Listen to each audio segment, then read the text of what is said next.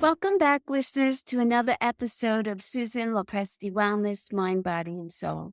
This is the podcast where we explore the highs, the lows, and everything in between when it comes to a woman's life, her health, and all aspects of navigating the midlife landscape. I'm your host, Susan LoPresti, and today I'm very excited. I have a very special guest for us today. His name is Dr. Derek Alessi. And Dr. Alessi is a health and fitness expert with nearly 30 years of experience,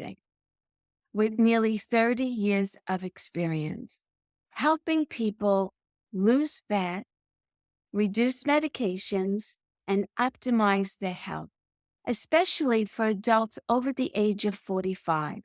After transforming his own health as a teenager, he earned a doctorate in health and physical education and a master's in nutrition, dedicating his career to sustainable, science-backed wellness. Dedicating his career to sustainable, science-backed wellness. A frequent media guest with over 2,100 TV and 400 radio appearances, Dr. Derek simplifies fitness and nutrition, helping people take control of their health full life. So without further ado, let's welcome Dr. Alessi to the podcast. Doctor, thank you so much for taking time out of your busy day to join us here. I am so excited to speak to you today. So let's begin.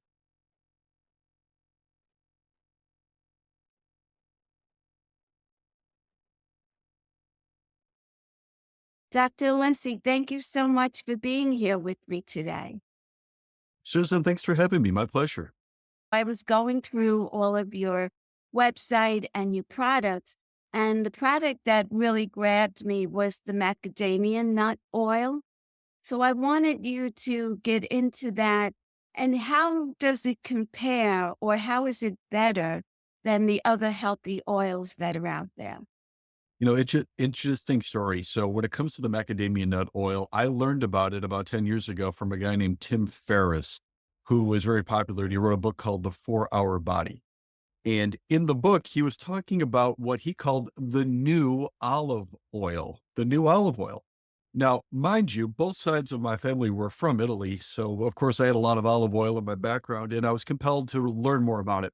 And basically the way in which Tim sold the product to the audience, to his readers, was really three things. Number one is olive oil is a fantastic oil because it is high in omega-3 fats, which are super healthy for your cells, but it is not a fantastic cooking oil.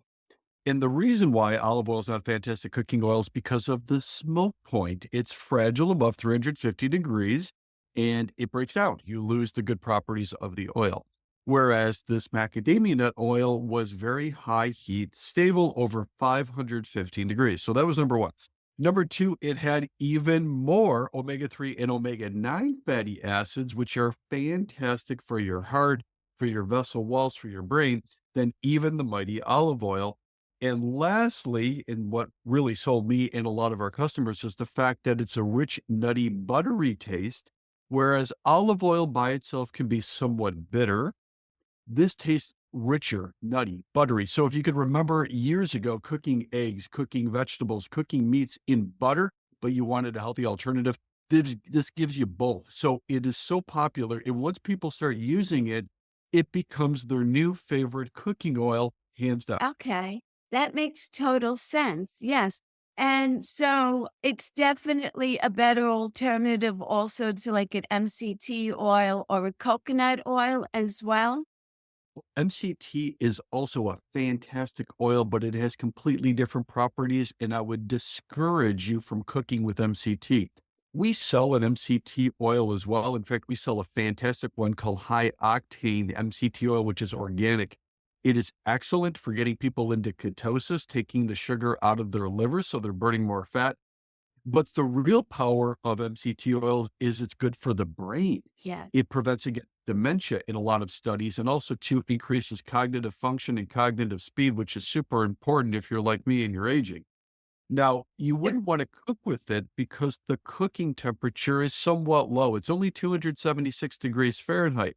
So that would be pretty low level cooking if you're going to use an MCT oil. And MCT oil does come from coconut oil yeah. if people don't know the difference between the two. So there is hands down so much more versatility in cooking with the macadamia nut oil.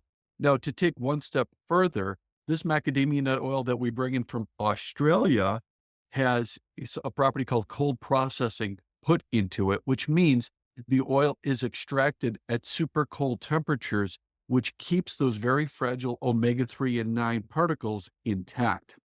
So they're very potent, delivering the benefits they're supposed to, as opposed to heating up the food in order to extract the oil. That could sometimes ruin it in the processing, in the high heat processing. So two awesome oils, two different applications. With the MCT oil, it's more popular to put it in a drink. You could put it in tea, you could put it in coffee, you could put it in a protein drink. And one little secret I'm going to tell you about MCT oil, please. I even put it on my beard. I put it on my skin. It is fantastic. If you want really soft skin, if you want luxurious skin, if you want to feel as though you have baby skin, you want to use MCT oil on your skin. Yes, that's great. That's a great suggestion. The macadamian oil, so I understand the cooking benefits of it.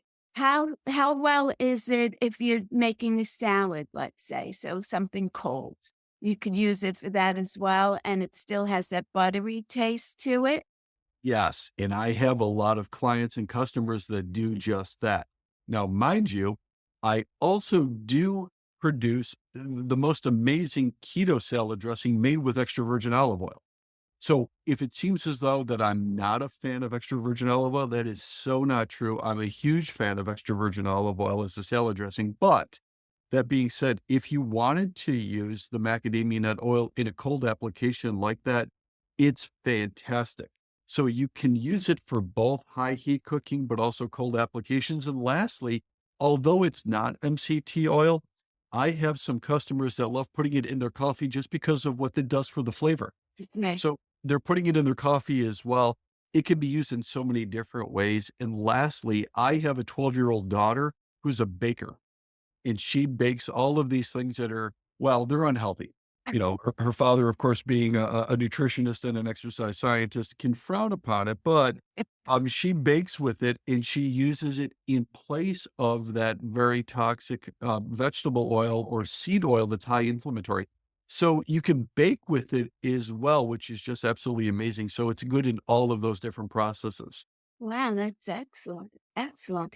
Now, do you, with your clients or your customers, do you also recommend, as far as the diet goes, the keto diet? Do you adhere to that? Or what's your philosophy on a different way of eating, a healthy way of eating, let's say? Yeah, and for distinction for people that may not know, for the past 30 years, I've been helping people in a private practice. As I mentioned before, I'm a nutritionist, I'm an exercise scientist, and we have a clinic in which we help people with everything of losing weight, dropping body fat, reducing or eliminating medications, and really living their best life. At the same time, Strength Genesis and strengthgenesis.com, that's my supplement company in which I try to produce the highest end food ingredients that people could use either as supplements or just as straight foods to help transform and improve their life. Now, when it comes to individual diets, I would have to put my hat back on of being in my clinic phase, and it all kind of depends upon the person. Where in general, I'm a fan of keeping insulin levels low. And one of the best ways to keep insulin levels low is getting rid of high glycemic or high sugar based carbohydrates. So I'm getting rid of sugar. I'm getting rid of grains and breads and crackers and potatoes and sugary things like that. So that would lend more to, you might think it could be keto, it could be Atkins, it could be carnivore, it could just be low carb. So I'm more inclined to do that without getting too over radical on clients because my patients are people that are 45 years and older. I'm not working with the 20-something-year-old set that's looking to look great at the beach or at a bodybuilding show. I'm working with people that want to be healthier. They do want to lose weight and look great, but they're not willing to do it at all costs. So I don't want to push the buttons of going pure keto, pure carnivore, pure Atkins. In many cases, that's just a little bit too much. Right. So you're not pushing that they be in ketosis, like, it's okay to have carbs, but just limited carbs, limited amount of carbs. Yeah, no, I think your diet can be pretty flexible. Yeah. Now, that being said, I think the basis of it has to be made up between proteins, fats, and low glycemic carbs, which would be vegetables, certain low glycemic fruits and nuts, things like that. If that's the basis of it, there's times in which you can add some things that would be higher glycemic. And think about maybe the worst possible scenario. You're eating ice cream, you're having sub sandwiches or bread or pizza, something very high glycemic cereal. I couldn't think of something even higher than the corn. There's a time and a place for it, but it can't be all the time, which many people, of course, fall into that pattern of having it too often because sugar is classified as a drug and it is addictive and it has a half-life of 5 days. So the more you have it, the more you're going to crave it, the more you're going to want it. And it's hard to break that cycle. So if you had it just 1 or 2 days in the week, as opposed to having a little bit every day, you're going to be much more successful. Now, to go back to what you just said about ketosis, sometimes we could eat things that would not be on a keto diet, but we could still get into ketosis if you're trying to drop fat, which of course sounds like music to everybody's ear. They want to drop fat, but they don't want to just eat pure keto all the time. The way around it is you could use a couple different strategies. Number one is having those high glycemic carbs, as I mentioned, no more than once per week. And if you did that, you would stay in ketosis. Number two, we just talked about it, MCT oil. MCT oil taken on a daily basis can help keep you in ketosis, even if your diet isn't pure keto. So I'd recommend 1 or 2 tablespoons. You could put it in a beverage. You could even just take it on the spoon if you want, and it will help promote ketosis. And lastly, as a lot of people know, you could use different levels of intermittent fasting also to give you ketosis without eating a pure keto diet. So there are different approaches and strategies to accomplish the fat loss without eating pure keto. Would you be concerned with someone who has higher cholesterol levels and taking NCT oils? Are you concerned about that at all? Now, it's an excellent question. And the answer is something simple that we would need to discuss over a 13-hour interview when it comes to cholesterol. So, a lot of your listeners may have been hearing a lot about cholesterol recently. And what I mean by recently is if you were to go back 15, 20, 25 years, everybody was pretty sure that high cholesterol levels were bad. All of the recommendations nutritionally were low fat, no fat. Yeah. All of the doctors wanted to give everybody a statin medication, which was predominantly Lipitor. In the last 10 years, you've been hearing the opposite. And that is something that has been researched a lot lately. And that is how come all of the other countries don't abide by low cholesterol and how come they're outliving us by 10 to 15 years? And it's a really interesting, and I don't mean to simplify this because it's a pretty big topic, but really low cholesterol is considerably more dangerous than high cholesterol when it comes to your life expectancy. So that is something that has to be taken into context. And with my patients in my clinic, the people that have the lowest cholesterol usually have the highest levels of obesity. The people that are the fittest and leanest, of course, have the highest cholesterol because they're burning fat. So when you're burning fat, your body's going to put more fat in your blood. That's what ketosis is. You're Yes. using ketones for energy. So your cholesterol levels are going to go up. And if your physician is not aware of it, they'll look at a total number and they'll get overly excited and worrisome, but you're really getting healthier. So once again, big topic, don't mean to try to oversimplify the whole Yeah. thing. There's a lot of factors that go into cholesterol. So typically with my clients, when their cholesterol levels are going up, it's because they're becoming healthier, less obese, less levels of heart disease, less levels of diabetes, less levels of depression, dementia, more energy, more strength. So it's something that we keep an eye on. Yes. So I was listening to a podcast not too long ago. I don't remember who it was, but they were talking about the ketogenic diet. And the guest on the show was talking about a client that he had that was suffering with um, depression. and there were signs of dementia starting. And so they switched up his diet and they put him on a keto diet. And within a couple of weeks' time, his mental state improved tremendously because of the fat. And I believe that our brains are made up of a lot of fat, and that's what we need. And so when I was, listening to this episode, I was like, it makes perfect sense. And I remember back, I want to say in the 80s, where everything was fat free and it was the biggest craze, fat free. And as we got into the 90s and later than that, so many people were developing dementia, like people in my family.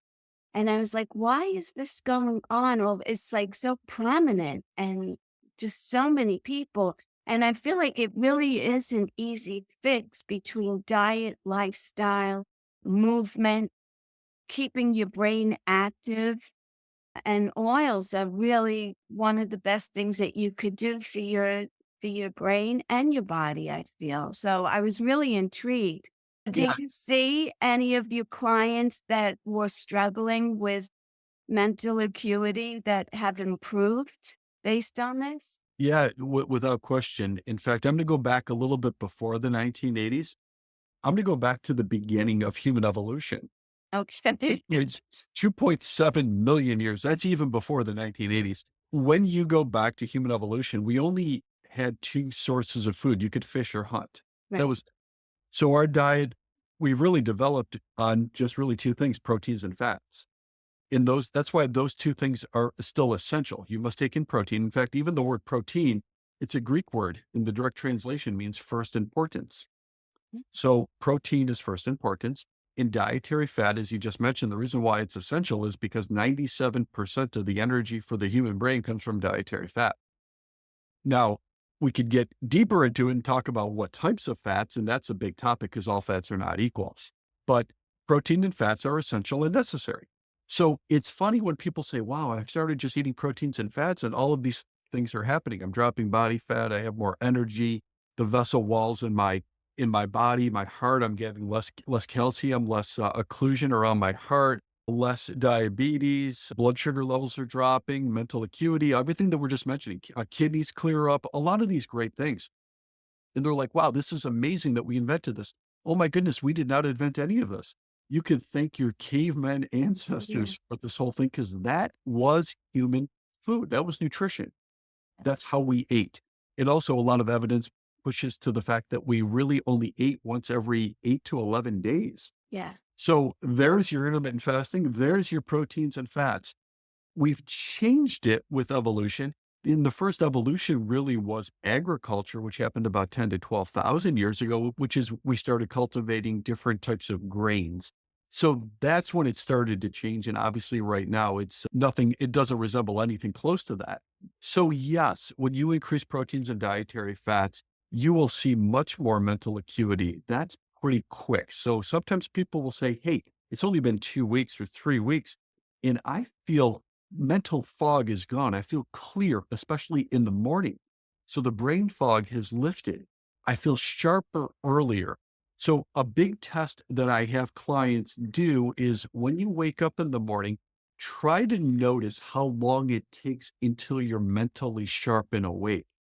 If you used to struggle for a period of time, and it might have been half hour, 45 minutes, an hour, some people 2 hours, see if that starts decreasing. And people will start saying, it's like now 5 minutes, 2 minutes. I have some people that'll tell me within 30 to 60 seconds, I feel like I could almost do anything. So what they're noticing is that less of that brain fog first thing in the morning.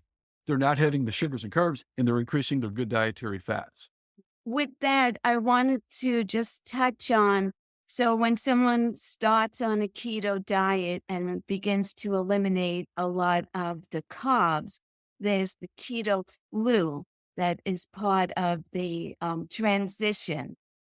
So, talk about that, and what are some ways, or do you just have to tough it out, or are there some things that you can do to make it less severe? Because I know you get headaches, body aches. Someone who's been eating a lot of carbs will really go through a detox, let's say. Yes, and that's exactly it. So for a long time, people thought, well, if I have more proteins and fats, I'm going to feel the effects of it until my body gets used to it. And it's really not the case. What you just said is really the case. See, we just mentioned earlier that carbs are made up of sugars, and sugar is considered and classified as a drug.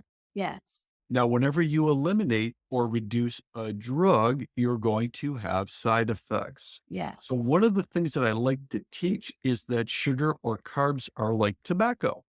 Now, yes, you could develop a tolerance to it if you just keep having it for a long period of time, which is essentially what we do with carbs and sugars. Yeah. When you start reducing and eliminating it, your body says, wait a second, you used to give me these sugars, you used to give me these carbs. What happened? Hey, we had a deal. We're friends. Where's my carbs? Where are my crackers? Where are my pretzels? Right? So your body's looking for it. So you're feeling the effects of it. And if you don't give it to it like anything else, you go through withdrawal. In the withdrawal symptoms, a lot of people will say, well, I feel like I'm being sick or I have a cold, I have the flu. Yeah. They might develop headaches, they might develop body aches, they might feel temperature regulation issues, they might feel somewhat nauseous. So I have these flu like symptoms. No, you have withdrawal symptoms from what you really shouldn't be having that you develop tolerance to, which is the drug of sugar. So that is the process you have to go through. Now, the good news about sugar is, once again, the half life is only 5 days. Other drugs are considerably longer, and that's why it's harder to quit it.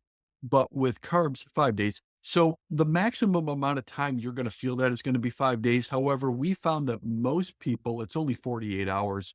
So 85% of the strength of sugar is exhausted in the first 48 hours.